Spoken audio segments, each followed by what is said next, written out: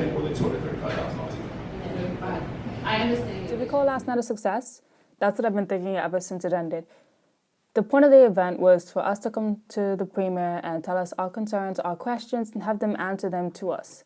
That was the basic point, just to get the connection with those who he says isn't necessarily wrapped up in politics but still want to know what's going on.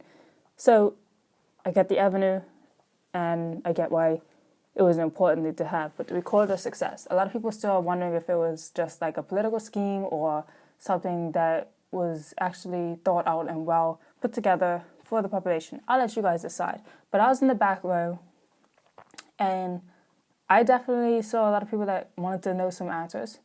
And it was quite an event and quite I personally enjoyed it because we got to have our questions answered straight from the premier. Now, as I move forward with this video, we have to remember that the Premier David Burt, he's an exceptional speaker.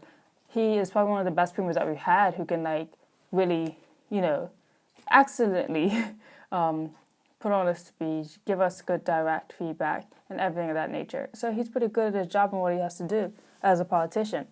And engaging with us via Twitter, really smart, especially for this generation. No other premier has done that. I don't even think any other real minister actually tries to connect with us via Instagram or Twitter in the correct way. So with that being said,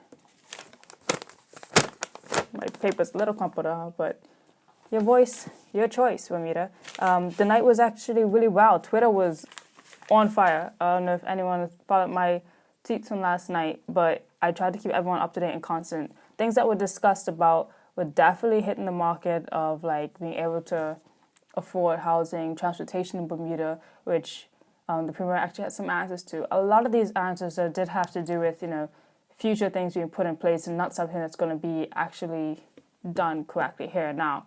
Now, I want to just talk on two of the topics that were actually addressed.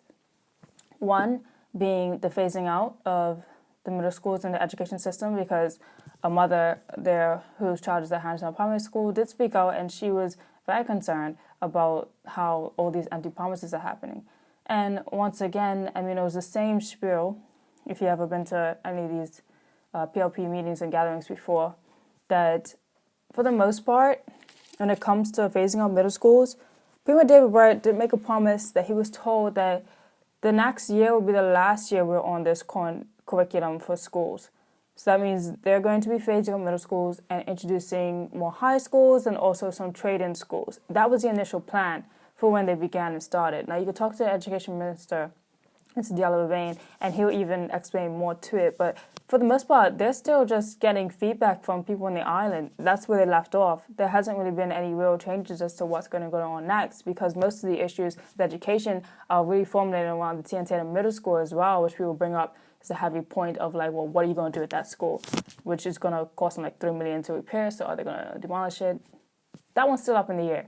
But for the most part, they want to phase out the middle schools, and they want to have the last year of school curriculums next year, which is a pretty big step, assuming that over the course of their time in Parliament, nothing's really been done about phasing it out yet. We've got the new grading system, but still, that's about it.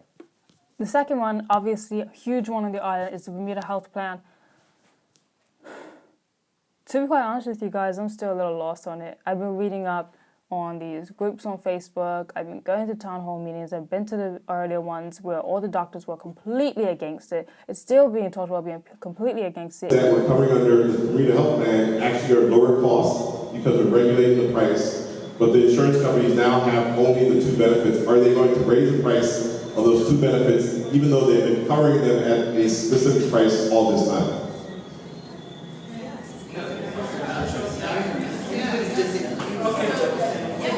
One at a time, please. To answer what Dr. Bradway said, because it is. If you watch the latest BBC report of them having this huge protest outside the hospital, probably the biggest I've seen in Bermuda in a while, and it was just a lot of people still unsure about, they're breaking down what the difference between unified and universal was, and telling us how it won't be beneficial, and how we even addressed last night that somebody had said that an insurance company promised to be able to pay off the people who aren't insured right now and pay for their insurance while keeping everything the same that it is.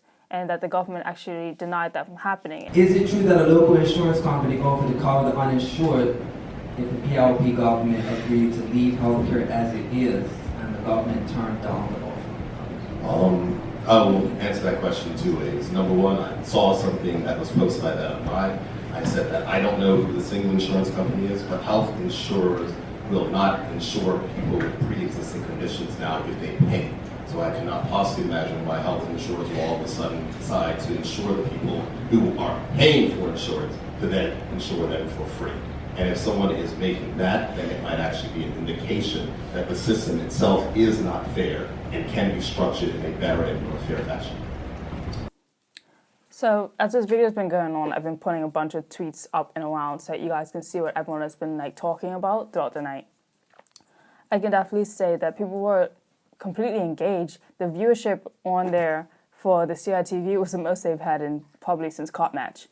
So the younger generation is definitely the ones who engage with all this media and everything. Like, it's kind of a clear revenue to see that to communicate with us, you have to do it through social media and allow us to know in that type of sense. I will say that government has to get better at promoting these type of events if they're going to happen, or even just regular town hall meetings and things like that. Like, young people do want to be there, but the way they get us to know about it is probably like through the paper, which is dying off for our generation, or I can't even imagine how else they'd even say it through BBC News.